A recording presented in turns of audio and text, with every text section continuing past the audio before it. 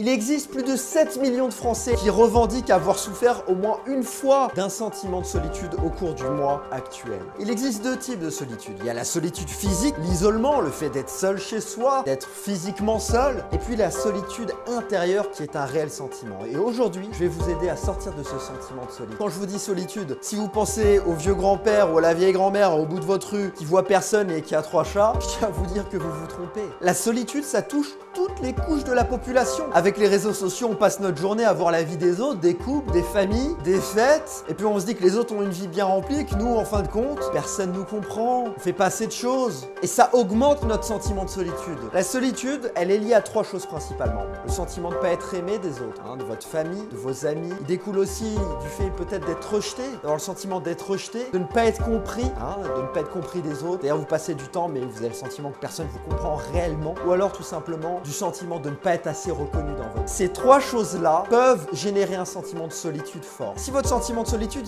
il est vraiment très profond, vous êtes toujours senti seul, peu importe les circonstances, alors là, comprenez bien que c'est relié à votre histoire, c'est relié à votre enfance, il y a un manque, un vide à un moment donné qui a fait que vous portez ce manque. Ne vous concentrez pas sur le manque. Il n'y a rien de pire que quelqu'un qui est dans le vide et dans le manque, ça se repère tout de suite. Quelqu'un qui génère du vide, je me sens seul, j'ai besoin d'être avec les autres, tout le monde va le voir, tout le monde va voir cette personne qui a besoin de combler, vous allez générer autour de vous comme une énergie de vide. Ne cherchez pas les relations pour combler. Ô combien j'ai vu de personnes qui souffraient de solitude et qui ont comblé des relations amoureuses, des relations amicales, et après qui ont souffert. Parce que forcément, ils prenaient le premier venu. Ils prenaient la première personne qui venait et pas toujours la meilleure. Combien il y a de célébrités qui passent leur week-end à aller dans des galas, tous les jours ils reçoivent 150 appels, et puis au bout du compte, ils vous disent dans une interview, je me suis jamais senti aussi seul que depuis que je vois autant de monde. Pourquoi? Est-ce que c'est le nombre de gens qui comptent? Est-ce que c'est le nombre d'activités que vous allez faire? Non, c'est la qualité, la profondeur de vos relations. Je peux vous dire une chose, regardez dans vos amis Facebook ceux qui ont le plus d'amis. Il faut être sûr que ceux qui ont le plus d'amis, c'est ceux qui se sentent le plus seuls. La quantité n'est pas égale à la qualité. Si vous passez 1 heure à passer votre temps à parler de la pluie, du beau temps, de la surface, même s'il y a 100 personnes autour de vous,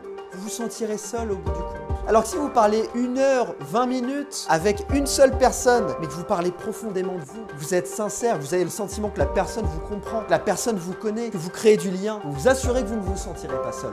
Donc privilégiez la qualité à la quantité. Se sentir utile et ne pas s'ennuyer sont 2 facteurs ultra importants dans le sentiment de solitude. Il y a plus de 60% des 15-30 ans qui ont déclaré avoir un sentiment d'inutilité sociale. C'est énorme comme chiffre. C'est-à-dire qu'il y a une majorité de gens qui n'arrivent pas à trouver le sens dans leur vie. J'aimerais vous dire, à vous si vous en faites partie, si vous vous ennuyez la plupart de votre journée, si vous avez le sentiment de travailler ou peu importe ce que vous faites, mais de ne pas être assez utile, il faut trouver un projet qui vous motive. Il faut trouver un projet tellement énorme qui va remplir à la fois vos actions, qui va combler l'ennui et qui va donner un sens à qui vous êtes, qui va donner un sens à ce que vous faites. Ça va combler ces 2 points-là qui sont très importants dans le sentiment de solitude intérieure. Ensuite, il faut que j'apprenne à partager. Le sentiment de solitude est relié bien souvent au fait que vous ne partagez pas assez. Commencez par donner de vous-même. Donner de vous-même, ça veut dire oser vous mettre à nu quand vous discutez avec les autres. N'ayez pas peur d'être qui vous êtes. N'ayez pas peur d'échanger vos sentiments avec les autres. Les personnes qui se sentent seules ont des barrières. Bien souvent, elles ont du mal à se dévoiler, elles ont du mal à plein de choses. Parce qu'elles ont peur d'être trahies, parce qu'elles ont peur de souffrir. Il y a plein de raisons. Mais commencez par partager plus avec les autres. Commencez par raconter peut-être des choses plus profondes dans ce que vous échangez émotionnellement avec les autres. Le sentiment de solitude, c'est un sentiment mental.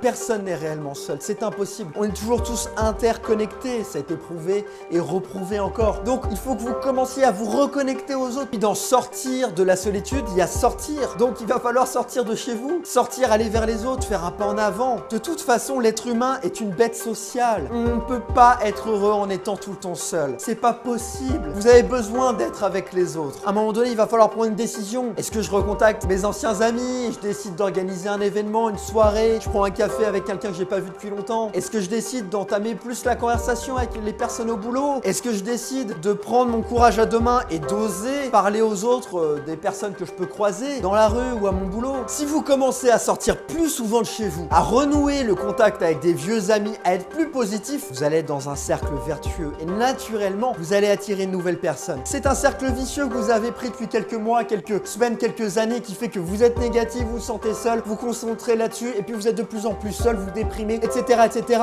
Il faut sortir de cette solitude maintenant. Et je suis sûr que vous pouvez le faire. Et je vous mets au défi cette semaine, pas dans un mois, pas la nouvelle année, cette semaine, de prendre une décision. Même si c'est qu'une seule décision, ça peut changer radicalement les choses. Il n'y a pas besoin des fois de grandes actions, de beaucoup d'actions. Il y a besoin d'une seule chose, une seule prise de conscience, une seule décision. Donc pour résumer, premièrement, en identifiant d'où provient mon sentiment de solitude, j'ai 50% de la solitude. Deuxièmement, il faut que je me bouge, il faut que je sorte, il faut que je passe à l'action, il faut que je me bouge, il faut que j'aille vers les autres. Et troisièmement, la chose qui va vous aider le plus à sortir de votre sentiment de solitude, puisque c'est un sentiment qui est très relié à l'ennui, au fait de se sentir inutile, il faut que vous trouviez un projet qui donne du sens et qui remplisse vos journées. Trouvez un projet fort. Est-ce que c'est d'apprendre une nouvelle langue, un instrument de musique? Est-ce que c'est de créer votre projet professionnel? Peu importe, mais trouvez un projet très fort. Et puis, le plus important, donnez, partagez, donnez aux autres, partagez de vous-même. Et je suis sûr que vous pouvez le faire. C'était Ulysse. Ciao.